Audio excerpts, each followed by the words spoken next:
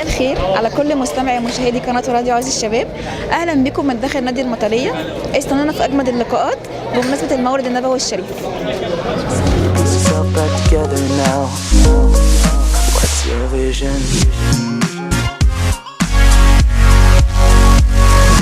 ومعنا أستاذ محمد مجاهد مدير مدرسة. برحب بحضرتك. محمد مجاهد سيد مدير مدرسة أبطال العبور بإدارة المطرية التعليمية. حضرتك بقى شغال في مجال التعليم ومع الأطفال، قولي بقى بتحضروا الحفلة زي دي ازاي وبيبقى فيه أنشطة ايه يعني بتعرف بيها الأطفال بمولد النبوي الشريف؟ أولا بالنسبة للاحتفالية أولا بيبدأ باليوم الأولاني اليوم الدراسة، بيبقى احتفالية بالنسبة للإذاعة، القرآن، حديث، تنويهات على حب الرسول عليه الصلاة والسلام، مين هو سيدنا محمد، وصف تفصيلي الاسم بالكامل، اتولد فين، يعني اتربى فين، الوحي نزل ازاي، الاحتفاليه ازاي تتغير في دماغ الطفل بدل ما تبقى احتفاليه سكريه، بمعنى ان انا مش عايز ان انا كلمه المولد النبوي بالنسبه للعروسه او الحصان او حته الحلاوه، لا، لان في اولاد في العهد اللي احنا فيه ممكن ما عندوش المقدره يجيب حته الحلاوه. انا عايز اخلي الولد يشبع دينيا. ازاي يشبع دينيا؟ بالمعلومه الدينيه اللي انا اقدر اديها له، بالاحتفاليه الدينيه، بين مين هو سيدنا محمد، نزل عليه الوحي ازاي، اصطفى ربنا ليه، ماشي، اختاروا من بين ضمن البشر ليه، ايه الرساله الساميه اللي يقدر يوصلوا لنا، ايه التعاليم اللي احنا قدرنا نتعلمنا منه. تيجي ازاي؟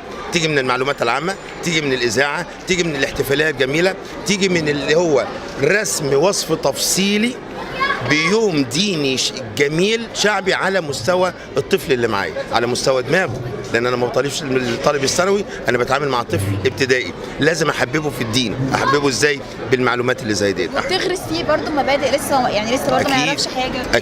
اكيد ليه؟ لان الطفل دلوقتي خايف، خايف ما بيعرفش مثلا يتوضا، لا لازم اخليه يعمل ايه، ما يعرفش حاجه عن الدين الاسلامي، لازم اعرفه عن الدين الاسلامي. ازاي اعرفه عن الدين الاسلامي؟ مش منهج بس، لان المنهج محدد، ولكن انا بستغل المعلومات اللي زي او المناسبات الدينيه اللي زي ديت علشان اوصل له المعلومه الدينيه بطريقه فرح، بطريقه جميله، بطريقه يحبها ويفهمها بسهوله. اكيد هي ديت اللي احنا بنحاول من قدر الامكان نستغلها في جزئيات زي دي. طيب يحفظ القران ازاي في مناسبات زي ديت؟ الولد او البنت لما يحفظ القران بفرحه بايه؟ بحاجات بسيطه هو بيفرح بيها، بيفرح بشهاده التقدير، بيفرح بالمصحف، بيفرح بالمصليه. زي المركز اللي انا عملته سابق، المركز دوت في نشاط الصيف اللي فات احنا عملنا طفره جميله. عملنا طفره جميله، هي عباره عن ايه الطفره دي؟ انا كلفت على مدرستي ان انا اعمل نشاط ديني او اختار النشاط. ايه هو النشاط اللي انا اخترته؟ عملت مركز تحفيظ قران. تمام، بدات ب6 انتهى في خلال 21 يوم. انا استغليت 3 اشهر بالظبط المركز ده شغال. وصل بعد 12 يوم ل 52 ولد وبنت على مستوى المنطقه اللي انا فيها، ابطال العبور، مطراوي، ام كلثوم، ارض الشركه كلها، على مستوى المطريه كلها. طيب وصل بينا هل تحفيظ قران فقط لا غير؟ لا، ما كانش تحفيظ قران فقط لا غير، امال كان ايه كمان؟ غرس معلومات دينيه وفقه وعبادات في نفوس الطلبه، ودي حاجه كانت جميله جدا.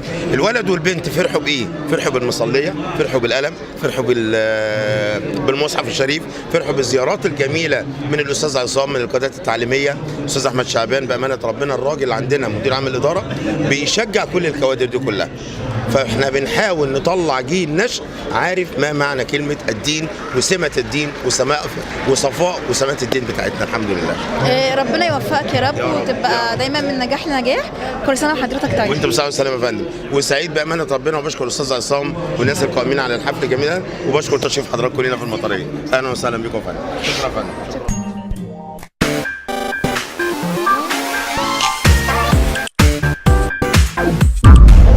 وبكده نكون وصلنا لنهاية الحفل. يا رب نكون أسعدناكم. استنونا في لقاءات تانية كتير.